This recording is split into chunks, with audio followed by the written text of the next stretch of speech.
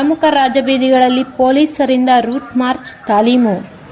September 22 ಭಾನುವಾರದಂದು bypass ಗಣೇಶನ ವಿಸರ್ಜನೆಯ ಪ್ರಯುಕ್ತ ಗೌರಿಬಿದನೂರಿನ ಪ್ರಮುಖ ರಾಜಬೀದಿಗಳಲ್ಲಿ ಸೆಪ್ಟೆಂಬರ್ 21ರ ಸಂಜೆ 5 ಗಂಟೆಗೆ ರೂಟ್ ಮಾರ್ಚ್ ತಾಲೀಮನ್ನು 500ಕ್ಕೂ ಹೆಚ್ಚು ಜನ ಪೊಲೀಸರು ಪ್ರಮುಖ ರಾಜಬೀದಿಗಳಲ್ಲಿ ರೂಟ್ ಮಾರ್ಚ್ ಮಾಡುವ ಮುಖಾಂತರ ಸಾರ್ವಜನಿಕರಲ್ಲಿ ಧೈರ್ಯವನ್ನು ತುಂಬಿದರು. ಗಣೇಶೋತ್ಸವ ಮೆರವಣಿಗೆಯಲ್ಲಿ ಯಾವುದೇ ಅಹಿತಕರ ಘಟನೆಗಳು ನಡೆಯದಂತೆ ಸಾರಾಂಶವನ್ನು ಸಾರಿದರು. ಗೌರಿಬಿದನೂರಿನ ವೃತ್ತ ನಿರೀಕ್ಷಕರಾದ ಸತ್ಯನಾರಾಯಣರಾವ್ ರವರ ನೇತೃತ್ವದಲ್ಲಿ ರೂಟ್ ಮಾರ್ಚ್ ತಾಲೀಮನ್ನು ನಡೆಸಿದರು.